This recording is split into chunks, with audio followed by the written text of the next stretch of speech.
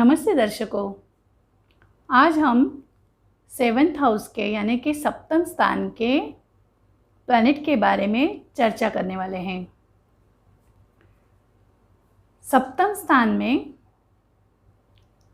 अगर 4 ग्रह बैठ जाएं तो क्या होगा।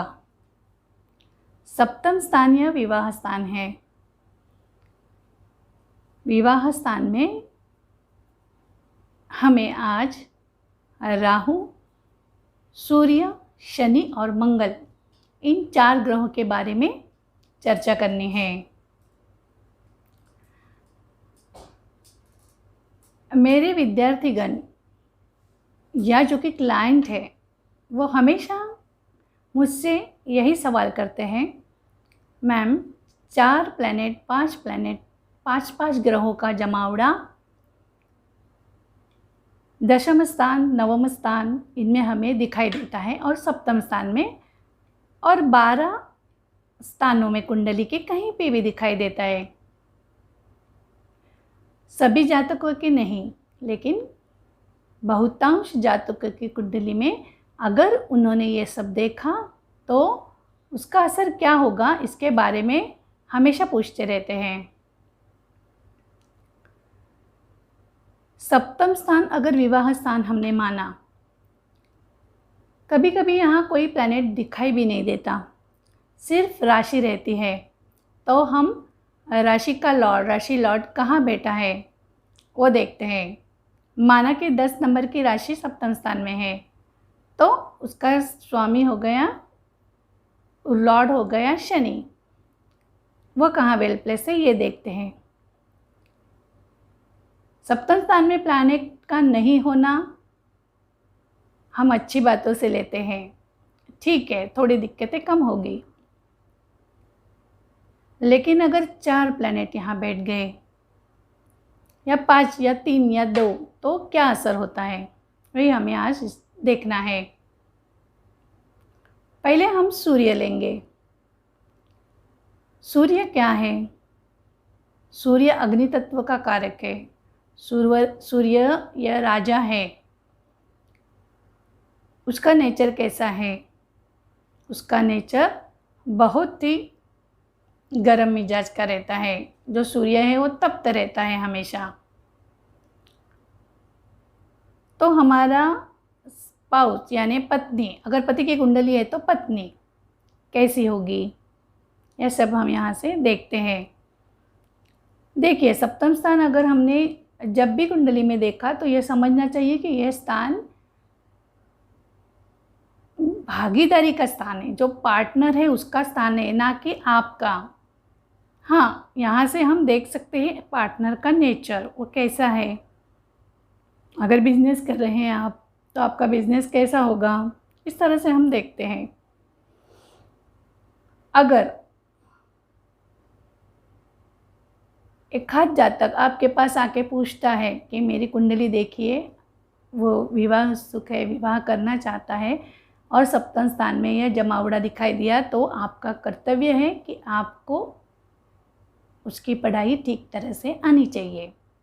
जैसे कि हमने अभी सूर्य लिया, सूर्य अपना काम करना शुरू कर देता है सप्तम स्थान में। अभी ये कब वर्कआउट होते हैं?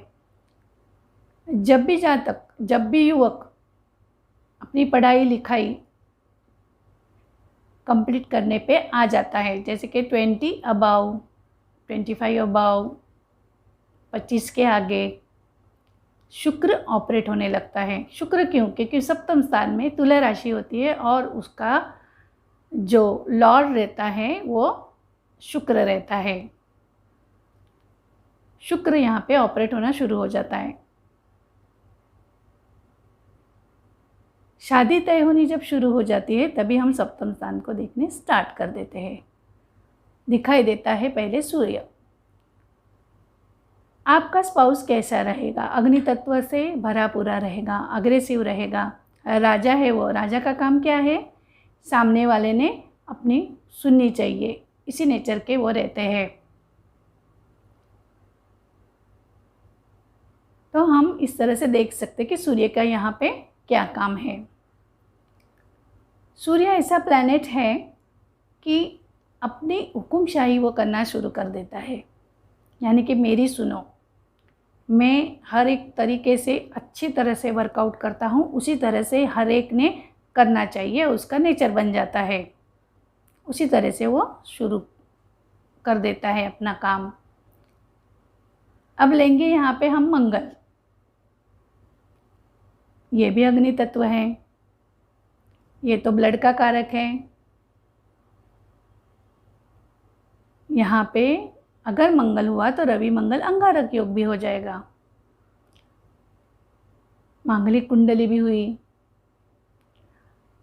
मंगल हम उसका स्थान इसी जगह पे देखते हैं इस तरह से कि रवि मंगल का कॉम्बिनेशन भी यहाँ पे गलत साबित होता है, क्योंकि मंगल जैसे कि आर्मी है, सिपाही है, उनको इसकी ज़्यादा ज़रूरत रहती है, क्योंकि अगर उनमें ऐसी साहसी पराक्रमी नेचर नहीं है तो वो अपना काम नहीं कर सकते ठीक तरह से।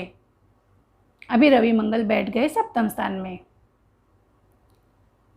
मंगल वो अपना एग्रेसिव जो नेचर है वो अपने स्पाउस पे असर दिखाना शुरू कर देता है आफ्टर मैरिज।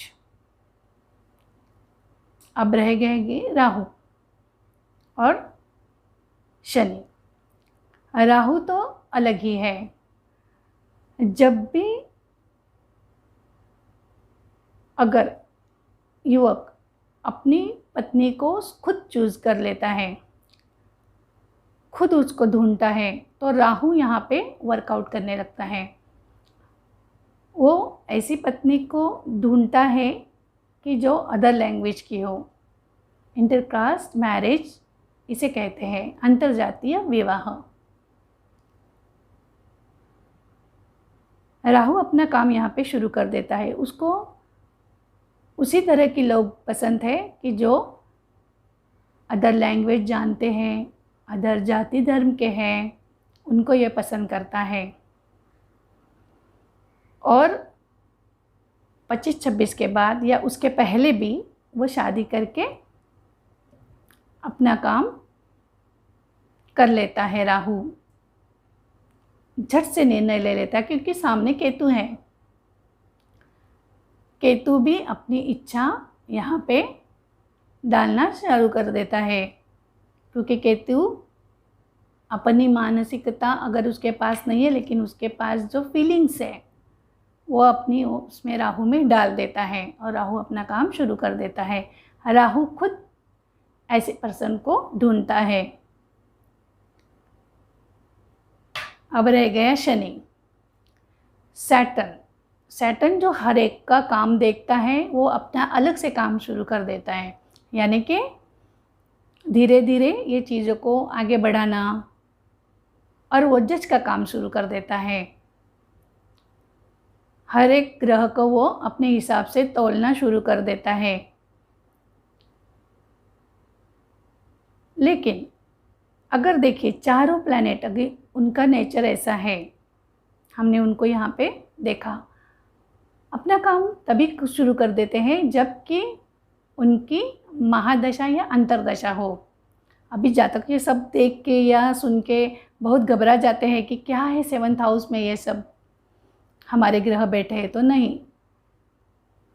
कुंडली में गुरु की पोजीशन, अभी गुरु तो बाहर है, जुपिटर जो सात्विक प्लैनेट है कुंडली में पंचम स्थान में बैठा है, 4th हाउस में बैठा है, 9th हाउस में बैठा है, 2nd दशम 11th। सजिटेरियस मीन राशि यानी धनु राशि, स्पाइसिस राशि में बैठा है, तो आपको वो अच्छे रिजल्ट देना शुरू कर देगा। सिर्फ 7th हाउस पे आपकी अगर ऐसी नज़रगिरी है देखने के लिए कि क्या है ये हमें तो हमारे जो पार्टनर है उसके बारे में इतनी दिक्कतें हो रही हैं, नहीं, ऐसा नहीं है। ज़रूर उसका सामना आपको करना पड़ेगा, लेकिन उनका पीरियड आने के बाद, उनका वक्त, महादशा अंतरदशा तो चारों प्लैनेट में से एक तो ऑपरेट कभी ना कभी तो होने वाली है।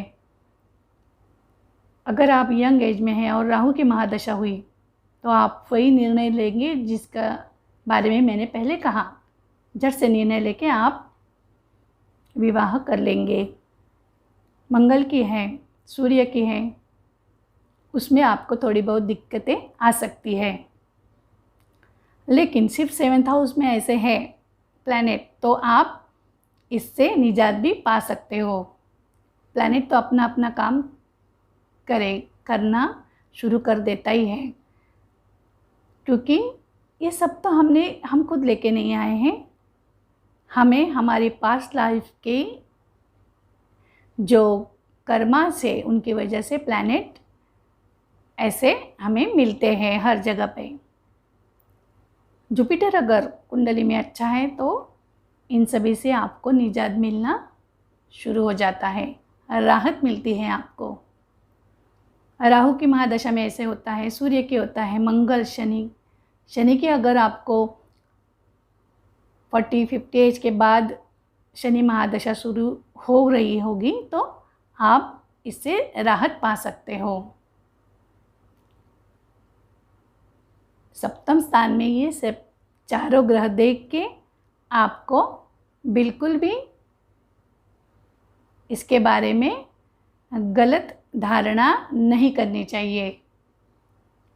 अभी प्लैनेट तो अपना काम करने वाले हैं, कोई निगेटिव है थोड़े बहुत उसमें अगर अच्छी राशि में बैठे हैं 7th हाउस में तो आपको पॉजिटिव रिजल्ट भी देंगे। जैसे कुंभ राशि का शनि अगर है उधर वहीं पे तो आपको थोड़ी राहत मिल सकती है, अच्छी तरह से वो अदर प्लैनेट को ऑपरेट करेगा, आपको कम दिक्कतें देना शुरू कर देगा, ऐसे भी होगा। अभी इसकी रेमेडी क्या है? राहु अगर आप पे असर देना शुरू कर देगा महादशा में इन प्लैनेट के, सप्तम हाउस के, 7th हाउस के, तो आपको ज़रूर हर सोमवार को, हर मंडे को महादेव के मंदिर में जाके आपको जल चढ़ाना है, उससे राहु शांत होगा। सूर्य जो कि आपको तकलीफ़ दे रहा है तो आपको योग धारणा यानी योगा सीखना होगा, क्योंकि रवि मंगल भी साथ में है, सूर्य मंगल ये कॉम्बिनेशन तो है उसमें। तो आप पे बहुत सारा गुस्सा है तो आप अगर योगा करते हो, जैसे ब्रीदिंग योगा, जैसे आपका श्वसन पे कंट्रोल होना शुरू हो जाएगा तो आप उस क्रोध से बच सकते हो जो आपको छोटी छोटी बातों से आना शुरू होगा। तो इससे यहाँ पे आपको राहत मिलेगी। रवि मंगल हुआ तो अंगारक योग हुआ, गणेश उपासना आप कर सकते हो। सैटर्न है, हनुमान जी के शरण में जाओ और उसके मंदिर में जाके आप तेल और वो सब चढ़ाएंगे तो आपको उससे भी ज़रूर राहत मिलेगी। अगर ये प्लैनेट आपको तकलीफ़ देते हैं तो उसके उपाय भी तो है जिससे आप सही तरीके से छुटकारा पा सकते हो। और एक बात, जैसे कि मैंने पहले कहा कि अगर आप पति हैं और आपके पत्नी की कुंडली में ये सब योग है तो पत्नी में वो ज़्यादा पावर होगी रवि मंगल राहु सैटर्न को लेके, जो कि आप पे कभी हावी हो सकती है। इसीलिए या पति की कुंडली में है ये सब प्लैनेट तो आपको हर वक्त काम में जुटे रहना चाहिए। जो एनर्जी है, मार्स की एनर्जी है, सूर्य की एनर्जी है, मंगल की एनर्जी है, उसको आपको आपके दिमाग से धीरे धीरे हटाना होगा। यानी कि आप हर वक्त आपकी एनर्जी काम में लगाओगे, वर्कआउट करते रहोगे तो आपको उसका असर ज़्यादा दिखाई देगा। आपका ध्यान जो गलती आपसे हो रही है, क्रोध आ रहा है तो उस पे आपको ज़रूर एक प्रकार का शांति, जो एक प्रकार की शांति मिलनी शुरू होती है वो मिलेगी और आप इससे बाहर निकल सकते हो। देखिए, सप्तम स्थान में चारों प्लैनेट है, यहाँ पे मून हो सकता है, शुक्र भी हो सकता है, उसके बारे में हम बाद में चर्चा करने ही वाले हैं। और हाँ, डिग्री वाइज ये प्लैनेट कैसे है, यहाँ पे ऐसा भी देखा गया है कि जिस प्लैनेट की डिग्री कम है तो वो अच्छी तरह से यहाँ पे वर्कआउट करता है, इतनी दिक्कतें नहीं देता। गुरु की दृष्टि अगर है सप्तम स्थान पे सात्विक प्लैनेट के या कहीं से भी ऑपरेट हो रहा है, आमने सामने है, तो आपको अच्छे रिजल्ट्स वो देता है। सप्तम स्थान में होने वाले ग्रहों का असर हम इस तरह से कम कर सकते हैं। और जो ज्योतिष जानते हैं, जानना चाहते हैं कि क्या है सप्तम स्थान, उसमें बैठे वाले इस तरह के प्लैनेट हमें किस तरह से मदद करना चाहते हैं, तो थोड़ा पॉजिटिवली हम अगर इस स्थान को देखेंगे तो हमें अच्छी अच्छी चीज़ें यहाँ से मिल सकती है। और जो भी यंगस्टर हैं जो विवाह के लिए राजी हो रहे हैं, उनको अगर ये समझा दिया जाए कि आप इस तरह से इससे छुटकारा पा सकते हो, ये रेमेडीज़ कर सकते हो, और भी रेमेडीज़ हैं जो करोगे तो आपका ही भला होगा और आप अच्छा वैवाहिक जीवन बिता सकते हो।